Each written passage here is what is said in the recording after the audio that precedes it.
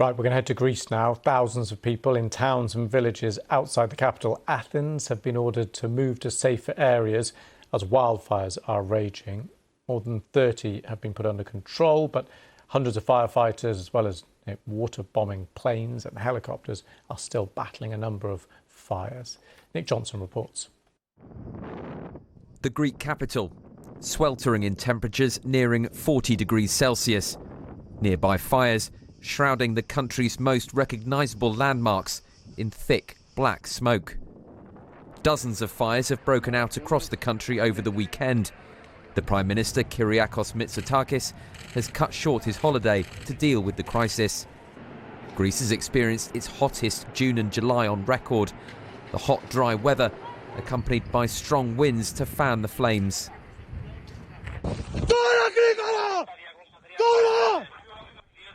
Thousands of residents have been told to leave their homes in the region north of Athens, including residents of the historic town of Marathon.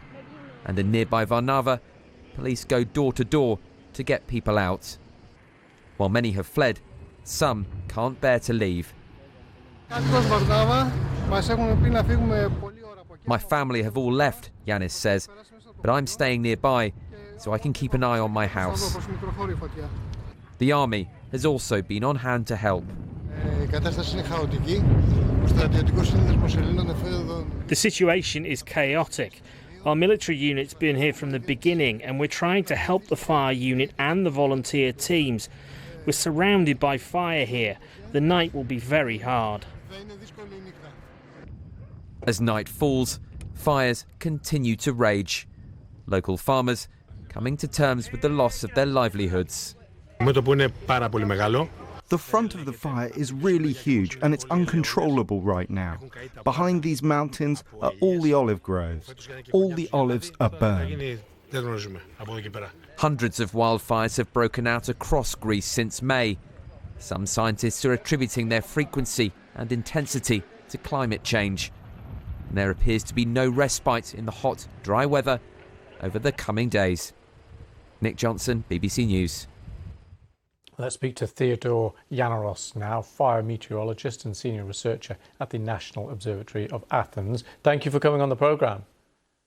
Thank you for having me here. Good afternoon from Athens. Can I just ask you first of all about the conditions right now and what we're expecting throughout the rest of the day today? Well, it's another difficult day today for Greece, for the Attica region and the wildfire that is currently active in the northeastern part of the Attica. We expect some very intense northerly winds that will exceed 60 to 70 kilometers per hour in terms of the speed.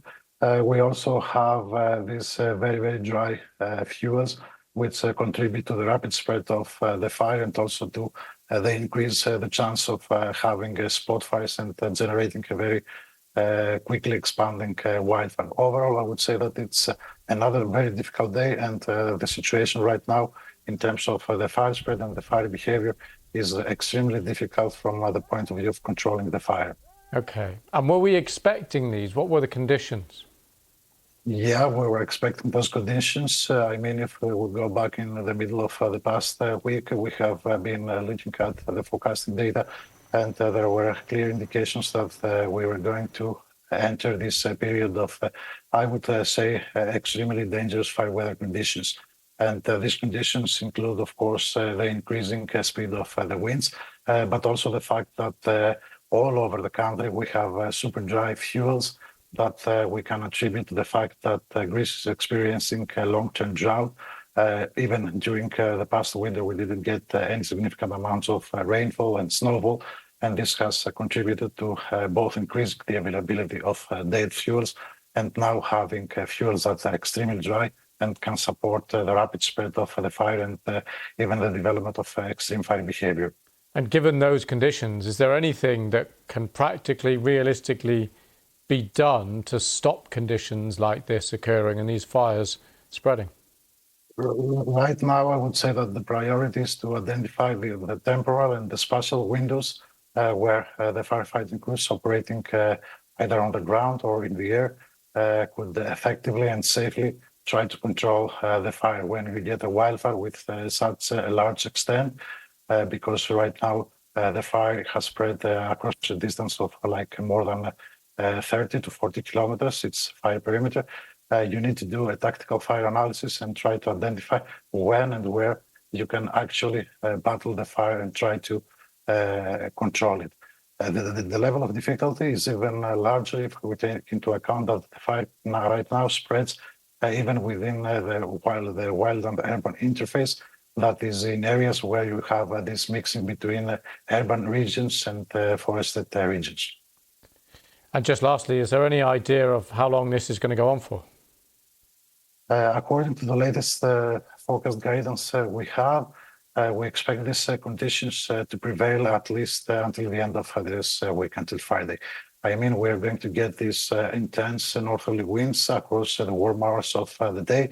And also we expect some further increase in temperature, which is going to make things even worse in terms of the flammability of the landscape. Theodore Yanaros, thank you very much for going on the programme. Thank you. So you get a sense there of the incredibly challenging situation there just north of Athens. We have continual updates for you here, of course, on the BBC News channel, but also on the live page there on the website.